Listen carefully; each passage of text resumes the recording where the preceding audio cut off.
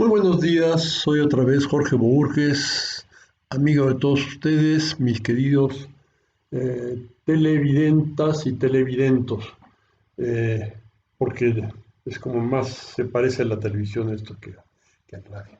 Bien, miren, quedamos de hablar de que esta cápsula iba a ser acerca del ahí se va de los franceses. Esta frasecita de ahí se va chocantes, muy chocante que quieren denostar a toda nuestra ciudadanía mexicana, ¿verdad? Entonces no se vale y entonces estoy contra eso. Y estoy sacando el ahí se va de varios países. En el caso de Francia, si el ahí se va de los ingleses fue trágico, murieron más de 2.500 personas ahogadas, congeladas en ese mar, pues el ICBA de los franceses fue más costoso, mucho más costoso. Eh, Tan solo las poblaciones enteras que eran masacradas por las SS fueron muchas. Eh, en particular, cuando eh, las guerrillas del macizo central logran detener el desplazamiento de una división SS hacia Normandía cuando estaba el desembarco, hacia el norte. Eh, este, eh, la matazón de maquis, de guerrilleros, fue enorme, y no solo de guerrilleros, sino de población civil. Toda guerrilla parte de un apoyo popular. Entonces, bueno, eso pasó y fueron decenas de miles de muertos con esta ocupación. Bien, estoy diciendo el final del drama, que es la ocupación. Pero bueno, miren, hace tiempo oí que decían que precisamente alrededor de este tema que voy a tratar, de que en la Primera Guerra Mundial Francia le había apostado a la movilidad y que por eso había ganado. Bueno, le apostó a la movilidad, es cierto, pero como también lo hizo Inglaterra, como lo hizo Alemania, como lo hizo el Imperio Austrohúngaro, como lo hizo el Imperio ruso. Todos esperaban una guerra de movimientos, todos los que veían venir la guerra como algo inevitable. Eh, Entre ellos, pues sí, sí, pensaban en una guerra de movimientos, una guerra móvil. Pues sí, actuaron en consecuencia. Todos todos los países involucrados pensaban lo mismo. No es cosa de uno solo. Lo que sí era que eran particularmente ligeras las armas francesas. ¿Por qué razón? Bueno, en Francia no hay mucho carbón, hay muy poco carbón, y esto, ahorita no hay problema, hay otras cosas, ¿no? Pero en aquella época era vital, porque si tienes poco carbón, no puedes, tienes que, si no tienes mucho carbón, no puedes tener mucho acero. Y si no tienes mucho acero, todas las armas grandotas eh, no tienes forma. Entonces, optas por armas de menor peso y buscas otras cualidades, ¿verdad? Tal fue el caso de la ametralladora Hotchkiss, que fue la más confiable durante todo el conflicto. Yo vi les iba a decir que en persona, pero no es persona, pero la vi a 1 metro en un museo que la Marina de México tenía en el último piso del edificio de Correos en la Ciudad de México. Una ametralladora impresionante, pero no solo era impresionante, funcionaba muy bien, era confiable y muy rápida y muy móvil, ¿eh? Entonces, una ametralladora, no es que yo la pueda cargar, pero entre 5 prójimos me canso que la cargan y se la llevan a otro lado. Entonces, esa movilidad eh, se daba aún dentro de las trincheras, ¿eh? Que ese es el segundo episodio de esto, ¿verdad? Entonces, la ametralladora Hotchkiss, el cañón Saint-Chamond, de 75 milímetros que era capaz de, normalmente podía hacer 4 disparos por lo menos por minuto. Pum, pum, pum, pum, pum. Eso es terrorífico para quien está recibiendo los disparos, ¿no? Si ese cañón lo apuntabas a un lugar, ese lugar se volvía apestado, ¿no? 4 ya, pero hubo equipos que entrenaban lo suficiente, equipos que hacían funcionar el cañón, que lograron 30 disparos por minuto. Esta es una ametralladora de gran calibre, ¿no?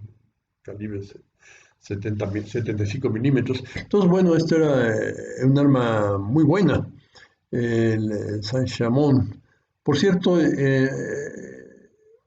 era una fábrica, no, pero está dentro de Francia, obviamente, pero un armero mexicano contribuyó a perfeccionar ese cañón. Ese armero fue el general Manuel Mondragón, un general que participó en el cuartelazo contra Madero. El tipo tenía cara de malo, pero parece ser que no era mala persona.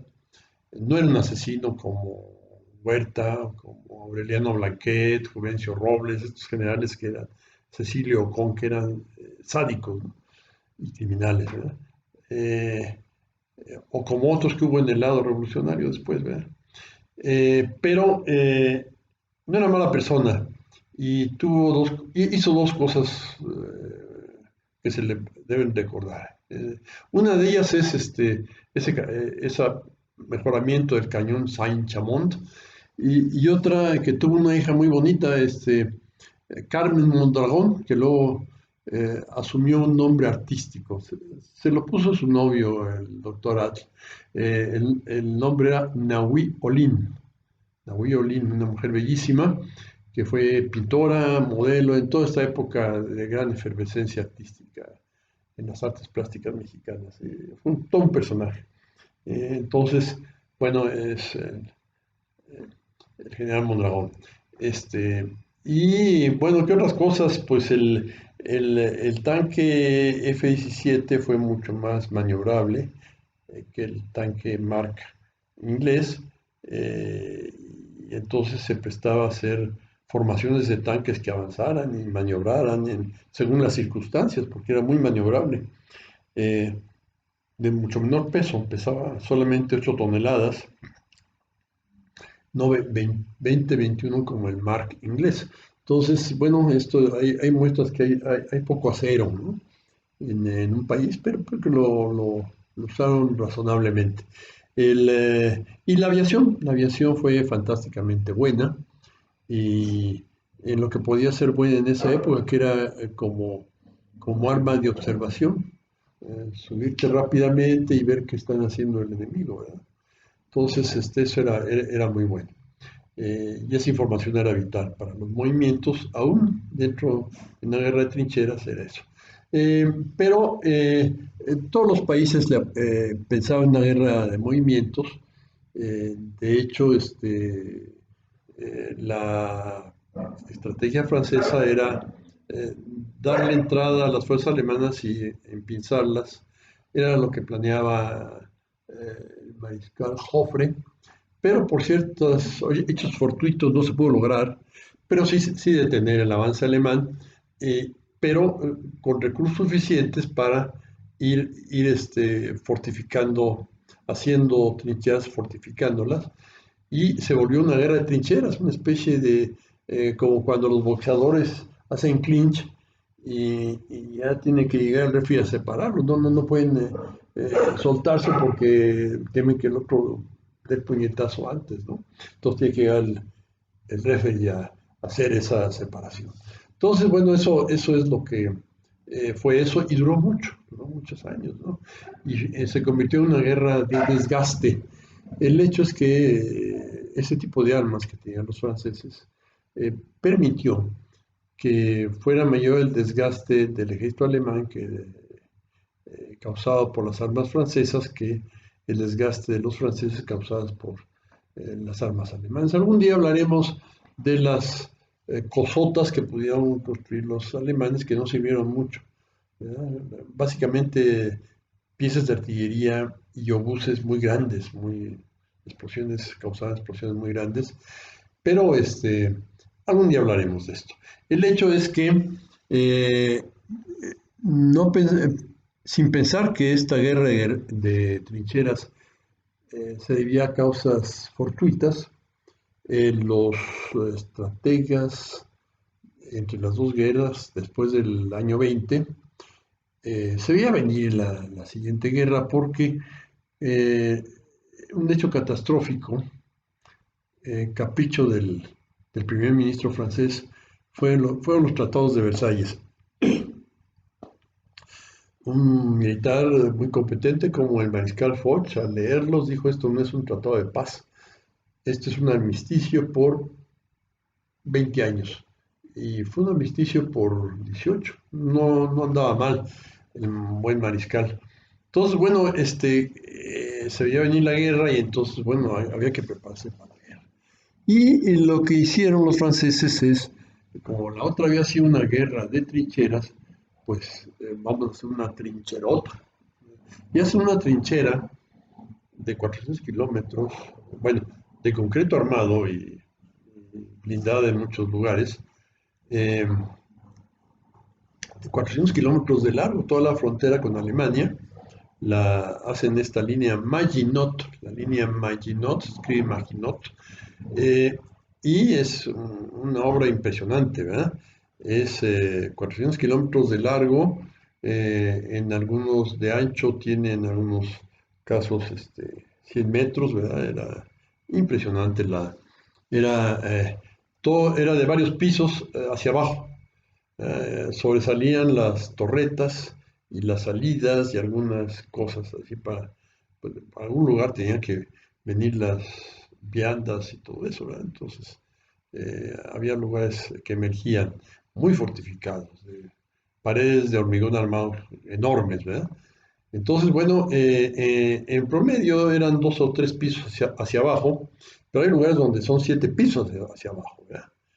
Digamos que esos 3 pisos de arriba eran los que permitían un movimiento de un lado para otro, ¿verdad?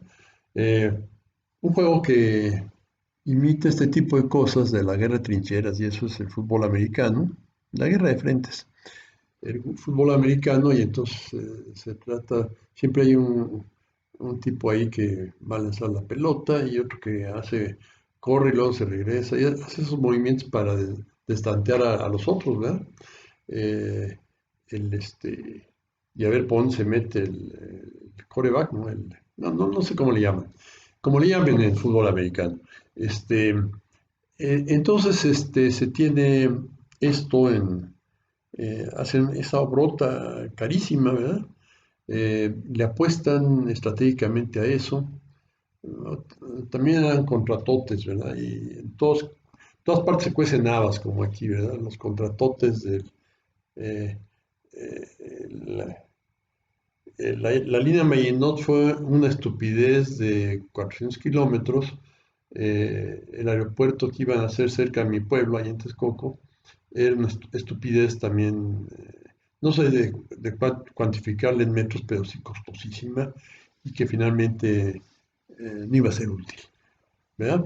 Pero estos negocios, pues, se mueven negocios ahí. Es parte de la realidad.